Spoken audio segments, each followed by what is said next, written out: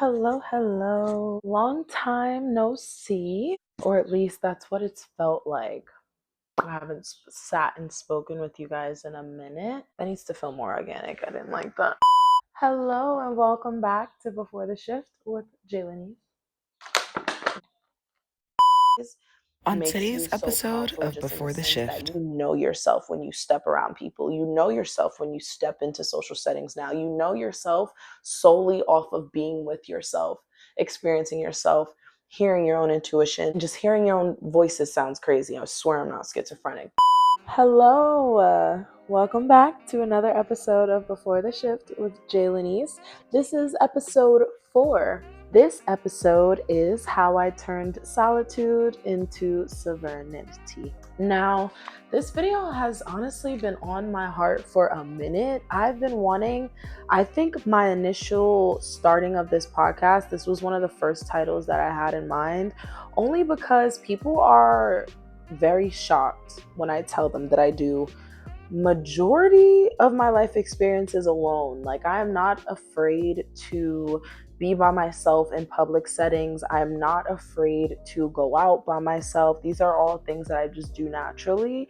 And I think I definitely got that from my mom. So that just became something that I saw naturally and then started to do myself.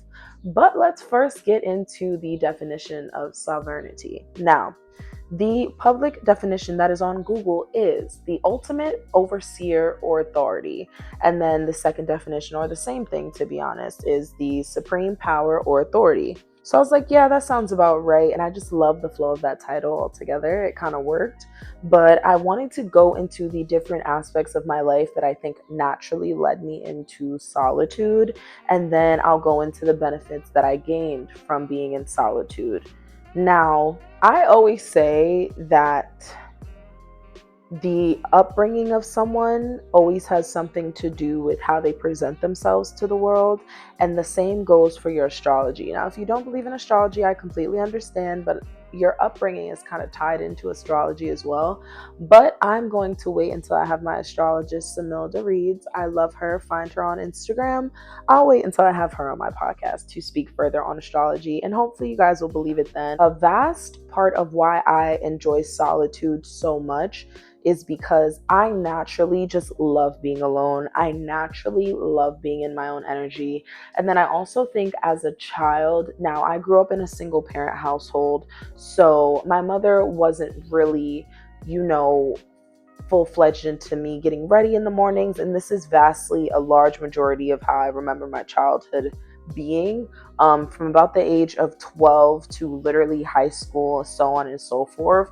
My mornings were always so quiet, so calm, but this is something that I loved. I think when I first woke up, it allowed me just peace, a sense of self. I was able to get ready in silence. And when I was younger, I looked at it as not a negative or positive thing. I kind of just looked at it as like a thing that I was brought into. I know there were some households where they woke up with siblings and things were very loud. Some people had dogs, but me, I woke up in a nice, quiet apartment. I got ready for school. Sometimes the first words I spoke throughout the day were in school because I was just so quiet throughout the morning. Now, again, that is my own personal upbringing, and that's what led me into just having a natural outlook on solitude within itself. Of course, it's different for many other people, but that will further explain just the way I navigate throughout the world. Further down the line, that slowly led into my lifestyle as a whole, that led into my work life. I spoke a little bit in about 2 videos ago of my job, but I also think that guided me towards having a job that I can solely lead myself.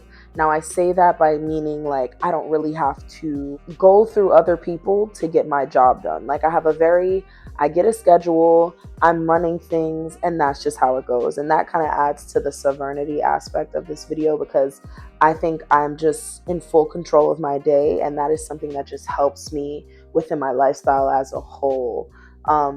I like not having to go too many people above me. I don't like having people above me. I don't like working with others as well. Now, that is like very strange to some people, but I'm all for team bonding. I am all for teamwork. I am all for working together. And I think within my workspace, I do that nicely. But my job aspect of as a whole is solely ran by me. Now, I think you would only understand that if you knew my line of work, but that's just what I mean by being in something as a child that I just felt comfortable in, and being within my own energy, being in control of how things are ran, being in control of how I get my income, being in control of how much I could get. Now I'm getting too far into it, but I think you get what I'm saying. I think overall, my outlook on solitude helped me in life, just having a sense of self. It helped me with my stronger emotions that I couldn't really pinpoint. It helped me build routine. It helped me grow as a person. And I just think that is one of the pinnacle things within solitude, is that a lot of people see it as selfish, and I think now maybe I'm connecting the two, but I've been called selfish before, and I will full blown admit that.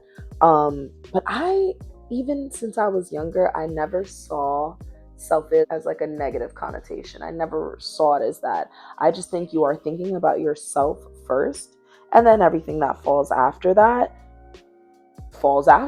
Me putting myself first should never deter anyone else's experience, should never force anyone else to put me first as well, because I'm putting myself first solely for the benefit of me, and I don't expect anyone else to do that because of how much I got me. Does that make sense? I hope that's reaching people, or I hope you guys are audibly picking up on what I'm putting down. When being in your solitude, and what I mean by having a better sense of self, I primarily just mean not looking to anybody else to validate your feelings, not looking outwardly to anyone else to validate your emotions or to kind of state what your emotions are. When it's just you and it's your voice and it's you and God or you and spirit, like you just fully delve into what you're thinking and how your life is playing out and how you truly feel about that position, that predicament you're in, you can fully just wind it down to the problem, to the source, because there's no outer energies, there's no outer voices conflicting you either which way. You're going with your heart's decision and what you see best for yourself. And then also, when I say to make better or more mindful decisions, I mean that by saying, let's look into my personal life, for example. For one, I think I have built, since I'm so to myself, I naturally built friendships that I wouldn't say they prioritize my schedule, but we all have our own separate schedules. Just throughout the day, I am friends with a lot of other hardworking women who do things for themselves, who are very independent, who are very outspoken. So that just helps when you have likeness with others who are like you, just in that essence overall. Since I'm so indulged in my own schedule, I've found that my friends respect that about me simply because they have their own schedule. And I love that that is something that is not argued upon, something that is not questioned, because they respect my schedule as much as I respect their schedule. Okay. I hate when the light does this. I'm getting a new ring light. I'm getting a new ring light soon. Sorry for the intermission. But I was even having a conversation with my friend the other day about this, on how I don't like confirming plans until about a day before. Now, not everyone's okay with that. And this is why I have very few friends. But I also noticed that, one, she respects that. But two, it was funny the conversation that we had, because I was telling her, and she was honestly telling me the same, because she's also a Libra. And she was just like, honestly, I hate feeling pressured to plans when I say yes on Monday and now it's Friday and I don't really feel like going out anymore. Sometimes the anxiety alone of feeling like you have to show up for that person, or feeling like you have to show up because you said yes to something, like it's overwhelming, and it could kind of just make you spiral in emotion or just spiral in thought altogether. And I've been in that predicament before. But not only that, I'm also a Libra in the sense where I make multiple plans and I kind of just say fuck it the day of, and then I choose my favorite one, or I choose three, or I combine friend groups and everybody's kind of hanging out together and they don't really know each other. And sometimes it always worked out for the good, or especially when I was younger, that worked out much different than it does now. I try not to mesh friend groups too often in my older age, but The way I'm barely outside now, that's a whole nother conversation that I'll get into. But that just follows on to my topic of choosing yourself and prioritizing your schedule first before you prioritize anyone else's schedule. And then just prioritizing how you feel when you're around certain people, or prioritizing how you feel when you're outside, whether you're with someone or whether you're not. When you're in solitude and you learn to go out by yourself and you learn to pick up on energies just by yourself in a social setting, it just helps you to depict where you do want to be, where you don't want to be, where you do want to spend your time, where you don't want to spend your time, where you do want to inflict your energy, where you want to retract your energy. Like, it just helps it to the T when you are in that state. And sometimes when I was younger, I would say about 22, 21, 22, I was so scared to just go out by myself. And this is an honest thing. But within those fears, I still did it. I remember being 21 and going to Washington Square Park. I also remember being, when I first moved out, 20, I went out to eat in Carmine's in the city. I literally just took a Grand Central train to the city, went to this steakhouse that I heard about that I've never been to before, and it was the best time of my life. Like, those are just things. You learn so much about yourself. You learn the things that you like to do. You learn the things that you don't like, just in general. Like, being within yourself and within your own energy without any outside energies makes you so powerful, just in the sense that you know yourself when you step around people. You know yourself when you step into social settings now. You know yourself solely off of being with yourself, experiencing yourself, hearing your own intuition, and just hearing your own voices sounds crazy. I swear I'm not schizophrenic. I said you grow as a person, but I would also say stronger friendships. There was a time in my life from, I think, when I first moved out up until about 21 or 22, where I realized that I was very codependent on my friendships, which is what led to the ending of a friendship that I cared very much about, which is Nyasha. And I'll bring her on here shortly. She's actually coming home this month. But when I detached from her as a friend, I kind of unsubconsciously latched myself onto friendships that weren't the best for me. I latched myself onto situationships that drained my energy, or men that just didn't really value me in the way that I wanted to be valued, simply so I wasn't alone, simply so I didn't feel that loneliness, simply so I can drown out my own emotions and be around other people and think I'm helping other people when really I'm just silencing what I was going through. And that in itself led me down a spiral of about 4 years of just accepting any and anything that came around that wanted to stay. And I'll get into that in another video. But in regards to just stronger friendships or building up stronger friendships that I have or have grown into, there's people that I've known for 10 years and we have the strongest, most beautiful bond. We can talk about anything. We have trust. They respect my schedule and my ways. And then I have people that I met about 3 years ago that showed me friendship in a way that I've never experienced it before. And their friendship alone, their independence alone, showed me how to show up in the world by myself, how to show up in the world confidently, how to stand up for myself. Could you believe it took me about 22 years to really stand up for myself and not silence myself because I wanted to spare someone else's feelings, or silence myself because I just wanted to be around someone so bad, or I wanted to feel that. So there's so much that ties into that. Forget the light at this point. Take the sunlight. The sunlight should do. That leads me to the conversation of discernment, because now that you've spent time in your own energy and you know what you want, and you've kind of drowned out the noise of what you think you want. There were times where, and trust me, now, even now, I'm still learning things at this very old age, but my level of discernment is at a level now where I think I am no longer allowing energies or people lower than myself to inflict with my own energy, or people who aren't valuing me the way I value me to even come anywhere close to me. Like, the things I do for myself, the way I uphold my own lifestyle. If you can't come in and support that, or if you can't come in and be of any, uphold that, validate that, support that, not that I even look for validation, but if you can't be of any benefit to my lifestyle the way I am to my own lifestyle, then you kind of have to go. Now, I wouldn't say that made me introverted. I was always very selective.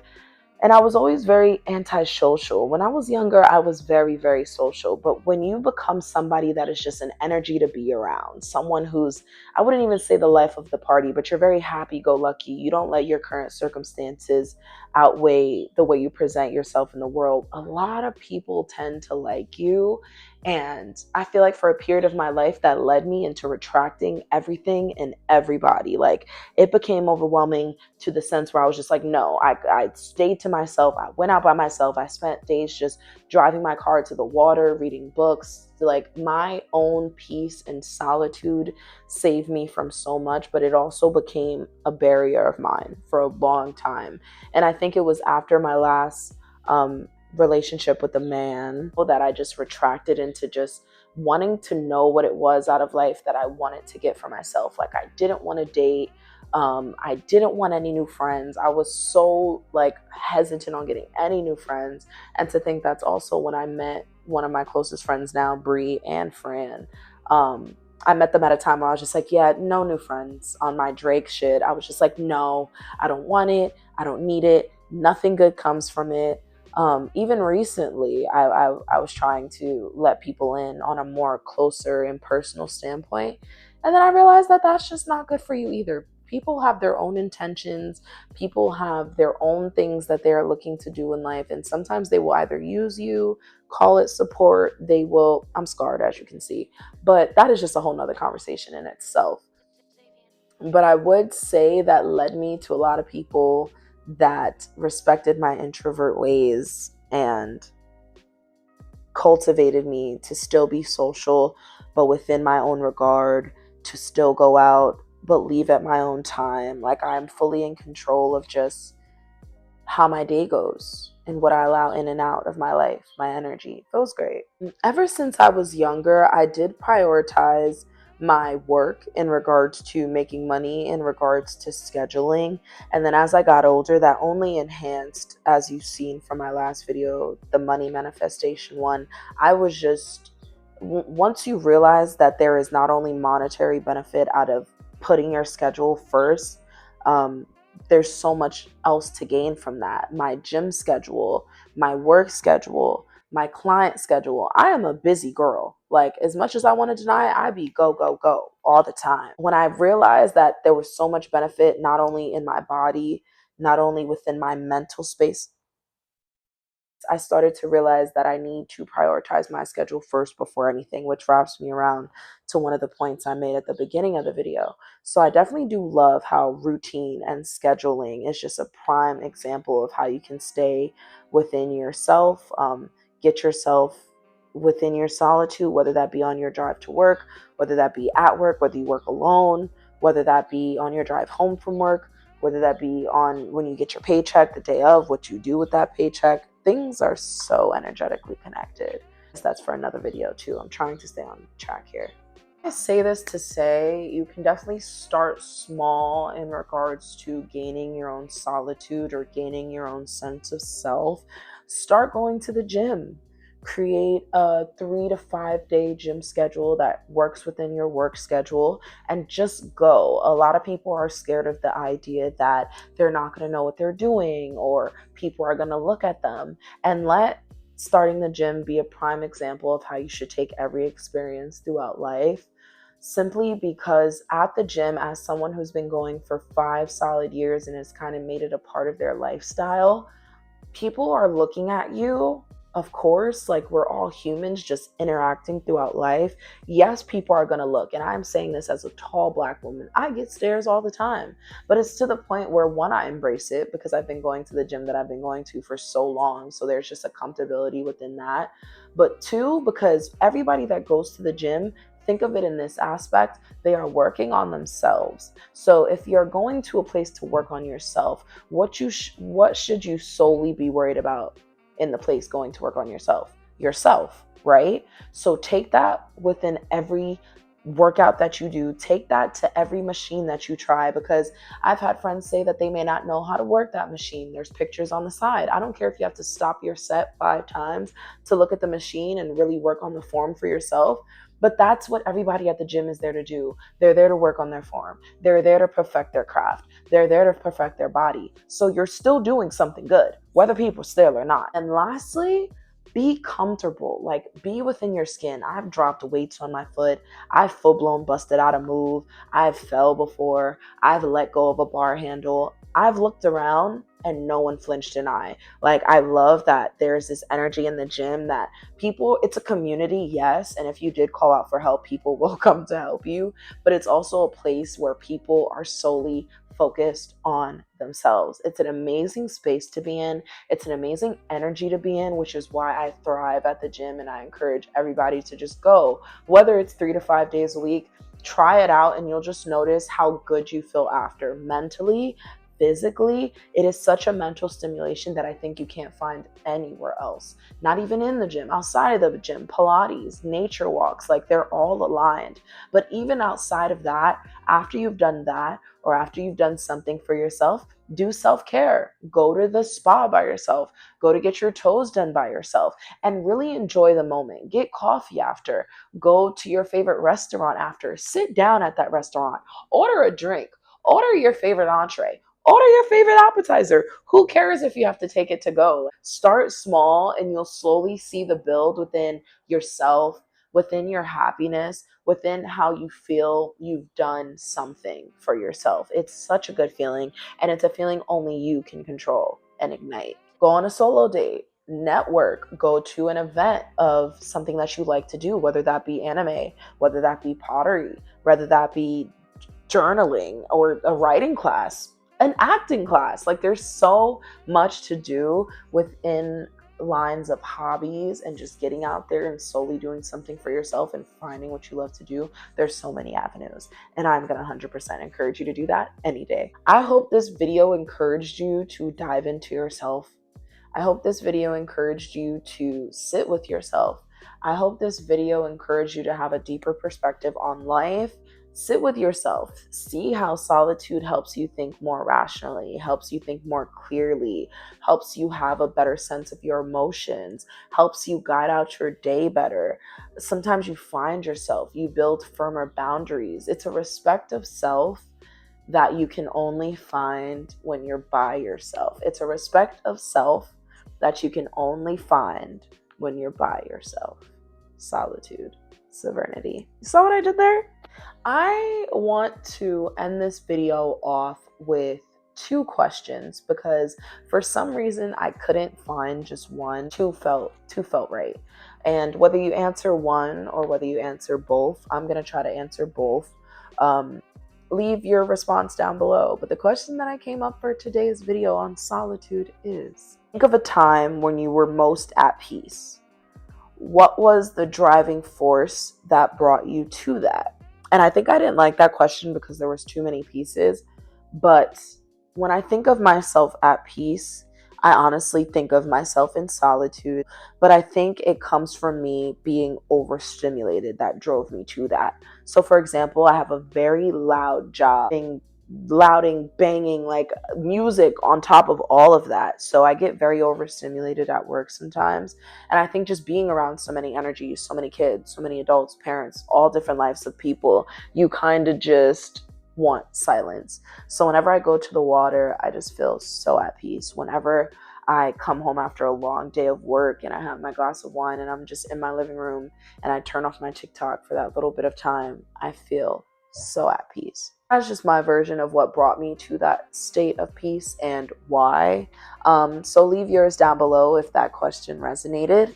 But here's my second question, if that one was a little too much. When do you feel most connected to yourself? And I think I feel most connected to myself. This is going to sound crazy, but in the shower. I think just after a long day, someone who gets overstimulated easily, someone who can be very anxious or just have a lot of out sources that kind of affect their person. When I am in the shower, the thoughts that run through my head, I'm also a water sign. I'm a Pisces rising.